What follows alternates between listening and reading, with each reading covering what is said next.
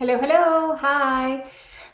This is Dr. Verdiales from the Georgia office. Today is the English Live for those of you that have any questions. So I always start these videos by discussing a few interesting cases or subject that have come across in the few days before. And I'm going to talk about a few unusual scenarios um, and and kind of point out something that I think is not discussed enough in the fertility groups and forums, and maybe even us as doctors in general. So I want to go over what sometimes patients expect and what really transpires through this fertility journey. So one, let's talk about embryogenetic testing. So I do get a lot of patients coming in, and maybe they hear it from other doctors, they look at it in the internet, and they want genetic testing for different reasons. So one reason would be they're 35 and over, and they want to make sure they have a normal baby. Um, when I used to deliver babies as an obstetrician, um, we had an internal superstition in labor and delivery that when we had somebody come in with a birth plan, they were asking for trouble. So it's almost kind of the same scenario.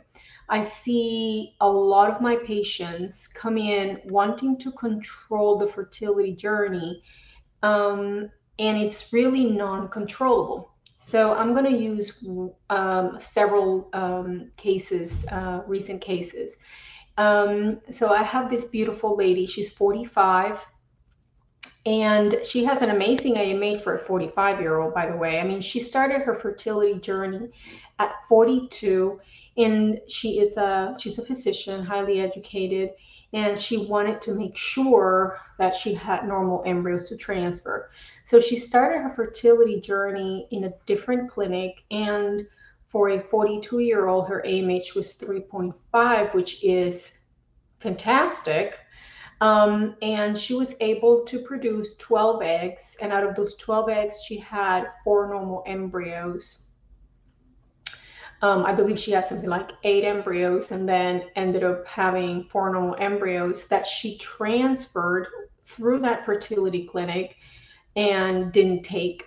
That she went through a second IVF with the same clinic, and that at that round she only had two normal embryos, which she did transfer, and it didn't take. Then she came with us. That's when I met her. Had her first IVF cycle with 12 eggs and zero normal embryos. She ended up 12 eggs. She had 8 embryos make it to blast, which, no, she had 8 eggs. I'm sorry, she had 8 embryos at day 3. 5 made it to blast. That is like unbelievable for a 44-year-old. That was her age at that time. And then out of those, there were no normal. So now she's on her 4th IVF cycle, right? and and suddenly she's only her, her AMH did drop. There were a few things that could have happened, but it happens all the time. We see it canceled and then we see it improve. So our bodies are dynamic. So her AMH did drop, unfortunately a lot. It went down to like 0.45, and on her IVF cycle, she only had 3 follicles. So, which was a shocker because she was used to making 8 eggs, 10 eggs, 12 eggs, and be able to transfer. She went through the ERA, which was normal, so it was receptive. She had endometrial biopsies. She's done PRP. She's done the works, human growth hormone, the works. And some of you veterans out there know what the works means. Everything that you can get your hands on. And then the funny thing is, she ended up converting her 4th IVF cycle after a 3-year journey.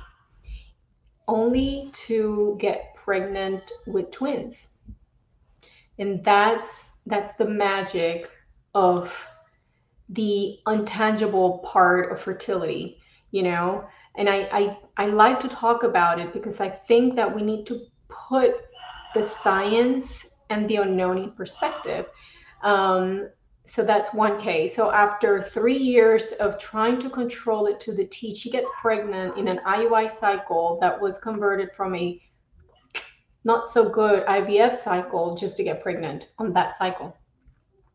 So I'm going to talk about another case. Younger lady, 36-year-old. She came to us after 3 IVF cycles with a different clinic, decreased ovarian reserve. Her AMH fluctuated between 0.8, 0.4. You know, we did a few things and it kind of went up and down in that range. And on her, so she did 3 IVF cycles where she came from. She did 3 IVF cycles with us. The last IVF cycle, she ended up, transferring a day two embryo, and that became her baby boy. So it's all of these unusual scenarios when you start thinking outside the box and kind of letting go and letting God, okay? Or goddess. My daughter says that God is a girl. So um, it's that fine line of being proactive and at the same time letting things happen. And that's where I tell people you can't control it. That's where I tell people this journey, it's a try-along, okay? It's an Ironman. So you have to keep the eyes on the prize, but you have to be malleable. You have to be resistant. You have to be able to swim and run and then get on the bike, all right? And maybe it doesn't turn out to be, or it doesn't take the path that you wanted it to, but the price is to become a parent. And that's where I tell people you have to keep the eyes on the prize and let things happen the way they need to.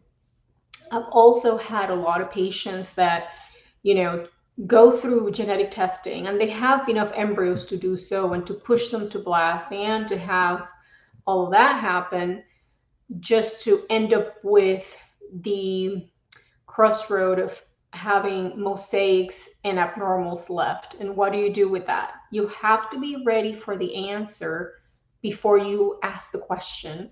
And I think a lot of times as humans, we're not. We think that we're going to get this answer, but we get this one.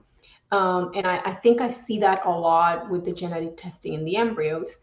Another scenario that I get along those lines is the 40 plus with decreased ovarian reserve that suddenly end up making 4 eggs and maybe 1 or 2 embryos that they wanted to test. And then they find themselves in a crossroad of, do I let them die because I want to test them become blast, or do I freeze day 3?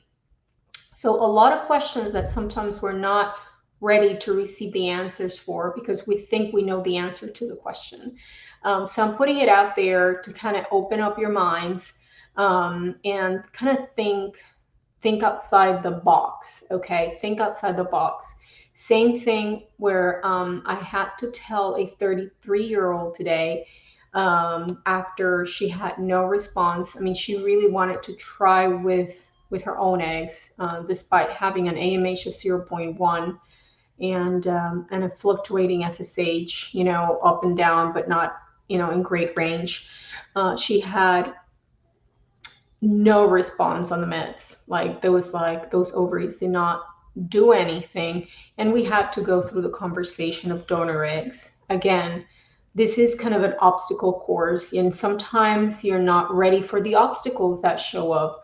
But it's very important to keep an open mind and an open heart, and then keep the eyes on the prize.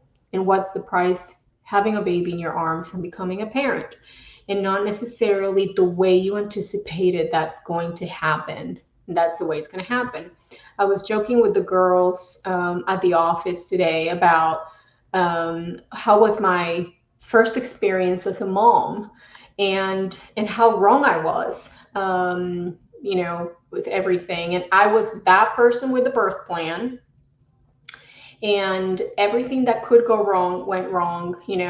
I had chosen a solo practitioner, and because he was aligned with my ideas, and I was going to be absolutely sure that that doctor was going to deliver my child.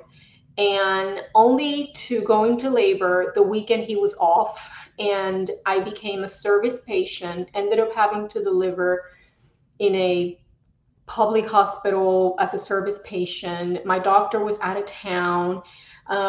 Ended up having crazy labor, and I wanted to have this normal birth. I was not ready for what labor pain. I thought I understood labor pain until it hit me. So I was not ready for that. And then just to end up in a C-section with, fetal distress and all of that.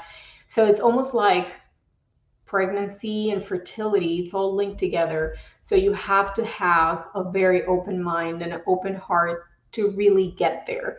And I felt it in my heart that I kind of needed to bring this up because I see it so much. I do so many follow-ups of some of you that are in that crossroad of, oh my God, what do I do with this information? Or what's next? I have tried everything in my power and it's not working. So sometimes we might just have to let go of some ideas and embrace others. Okay, so I have a few questions here for you today. My cycle got canceled due to early ovulation, and I was instructed to do Cetrotide 2 times this go around. Yeah, so there are many ways of skinning the cat with that, and that is one of them. Okay. So some women will have breakthrough ovulation, even if they do the Cetrotide perfectly. It's very important that if you are placed on Cetrotide, you do it every day at exactly the same time. Sometimes 30 minutes to an hour in difference in the time that you inject yourself might be enough for certain women to ovulate through. So one way is to do Cetrotide twice a day, or Ganirelix, which works exactly the same way. Or you can do a Lupron a cycle, because Lupron is going to suppress that ovulation a lot more. The reason that we back in the old days it was Lupron or Lupron. The reason that we don't use Lupron all the time, it's because it's a little harder to control, and it's a little bit more suppressive than the Cetrotide. So that's why Cetrotide is more short acting, so we can manipulate how your ovaries work a little bit better. Okay. All right. Hi for everybody that's joining me today, and hi to everybody that will see this video later, and I send you all the love and all of the good vibes and baby dust that I can possibly send. And so Letitia, you had a lot of questions. This is a great place to share. Sharing is caring. I just experienced my second miscarriage, this time with a PGT tested normal embryo. And that's what I'm saying. A normal tested embryo does not guarantee a pregnancy. Okay, it's very, very important. I was discussing those crossroads, right? Where suddenly you get a result or an outcome that surprises you. And that's why I'm talking about it in this forum, because it breaks my heart sometimes to talk to some of you and you're like, it was supposed to work. And that's not how the universe works. That's not how this process works. Okay. So when I have something like that, Sandy, happen, where you have a normal embryo that ends up in a miscarriage, there's certain things that we need to look for. I'm seeing more and more chronic infection. Okay. So we need to look at what's happening in the vessel, what's happening in that uterus that might be missed. Okay. And then, even though an ERA is not at the top of my list, that could be a possibility. We need to look for endometriosis or adenomyosis. So essentially the health of the uterus, your health in general. We also need to see, is there any coagulation disorder, autoimmune disorder? So again, your health, and then potentially use a different protocol that might, keep your progesterone up. So, for example, even though the default protocol is a medicated embryo transfer, some women do better on an ovulatory embryo transfer. What does that mean? That means that it's a modified natural. So you, instead of being just a completely manipulated cycle, it's actually an ovulatory cycle. I personally like to give something like letrosol, then provoke ovulation, and then do the progesterone. So you're actually supplementing progesterone instead of replacing progesterone. And for some women, that works better. So we would have to look at your entire picture and see see if that works, if any of that stuff works, because a lot of this is trial and error. I was actually having a discussion with a client earlier, and they were baffled. They were like, so what do you mean that IVF is only 50% chance of success? Yes, 50% chance of success. All right. When you have sex in your bedroom, it's 8%. IUI, especially with injectables, can go up to 20-25%. IVF is 50% across the board, okay? If you look at the real stats of all fertility clinics with all the groups, not the selected groups of a 25-year-old that had her tubes tied. No, everybody, it's 50%, because there's a lot of things that are unknown. I mean, science evolves every day. In my career, being a physician for 22 years, I've seen, science change and go, oh, by the way, we were wrong, or oops, this medication is a problem. I've seen medications go into the market and go out of the market. I've seen procedures change. I've seen ideas completely flip over and be completely different. So there's a lot of things that are still evolving, even on this 3D world that we're in. And then you add the spiritual and energy and all of that other stuff involved. Okay. All right. So let me go back and see if I can answer them in order. I know that sometimes I get like, you didn't answer my question. So, how long does Pregnyl stay in your system? Pregnant stays in your system for a few days. So sometimes when you have a booster, like ACG boosters, we can see a faint positive about 5 to 6 days after. It should not give you a false positive at the time of pregnancy check.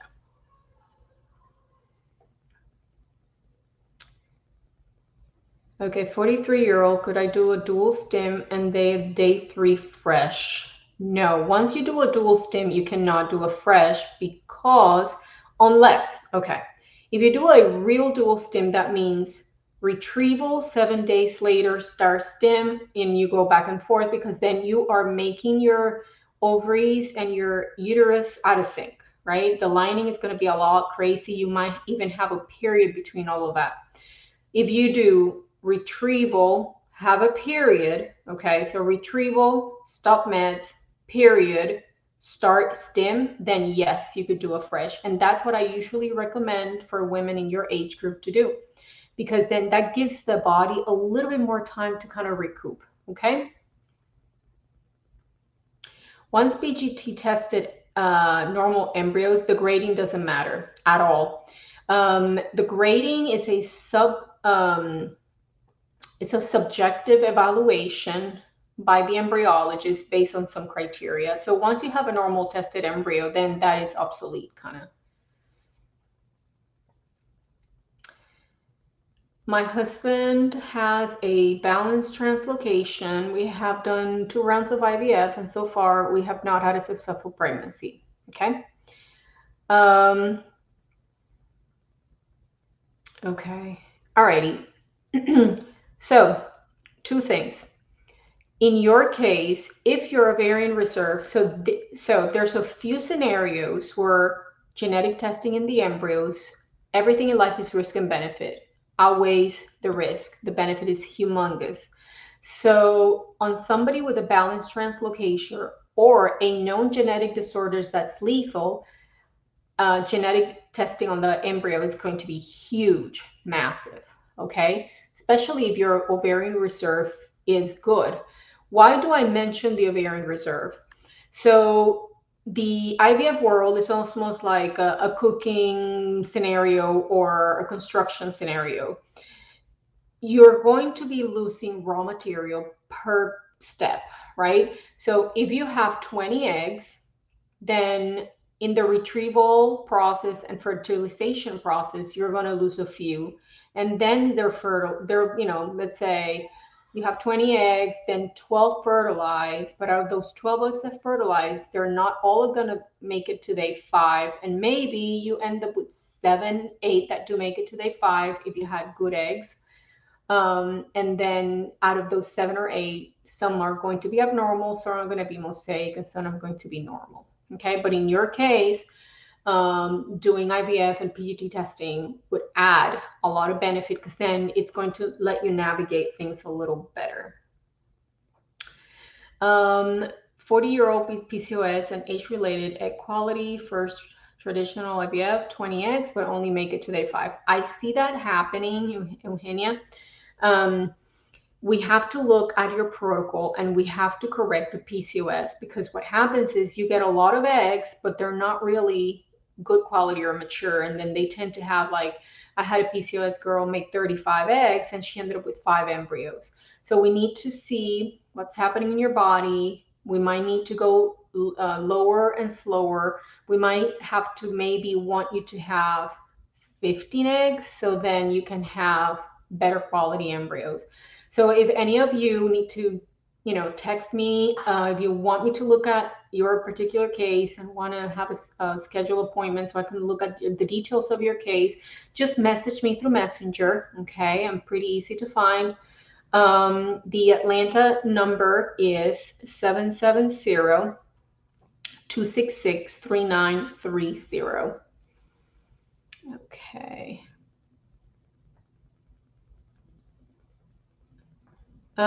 So Letitia, if I put you to do priming with Letrosol, then yes, you would start the Letrosol on day 3. We do use Letrosol quite a bit in our protocols, and I've been using Letrosol a lot to do priming. So, okay. Do you like mini IVF?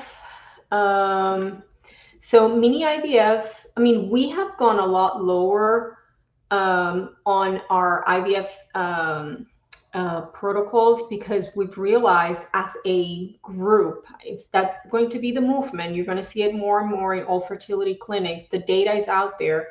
Less is better for everybody. So we are doing less medication that traditionally was used, and mini IVF on women past 40 for me is fantastic. Depending on your AMH, again,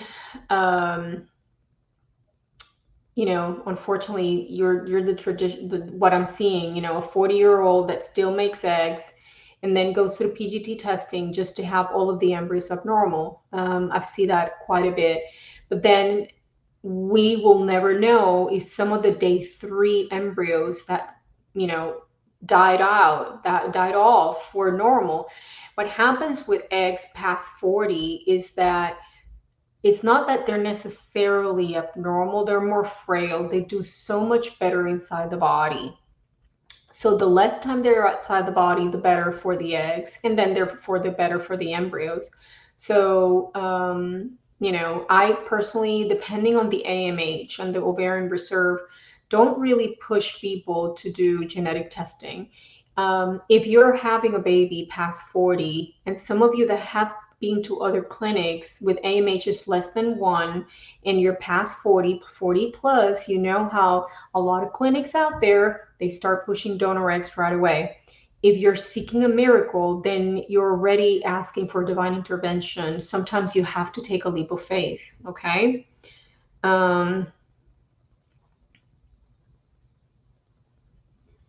Very good. My AMH is 0.008. I'm 48 years old.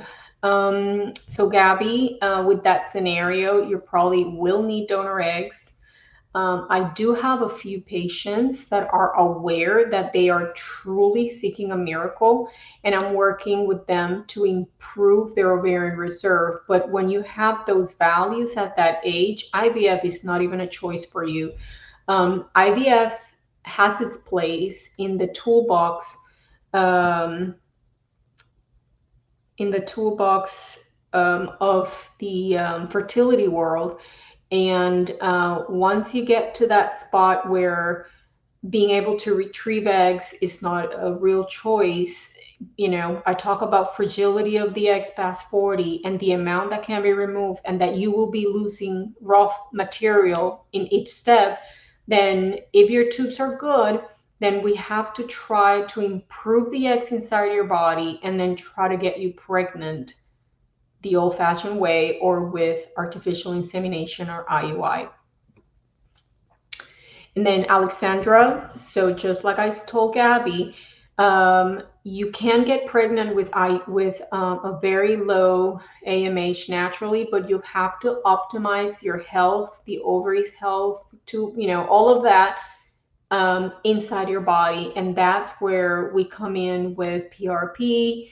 That's where the diet is, every little tiny bit is huge. All the supplements to improve egg quality, hyperovulation and IUI. I'm doing a lot of that in women past 40 with decreased ovarian reserve. Do like a hyperovulation, so an IVF protocol to try to get 3 to 4 eggs, but then keep them inside the body and actually do either time intercourse or IUI.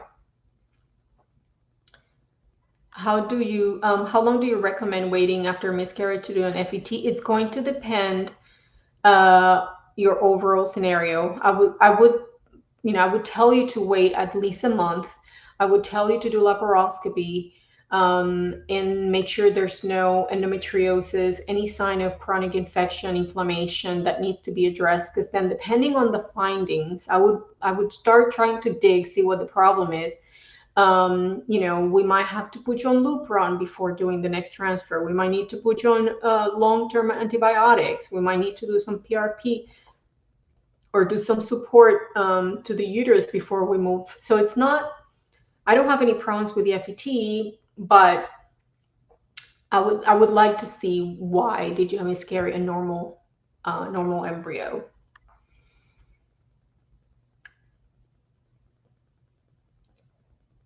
All right.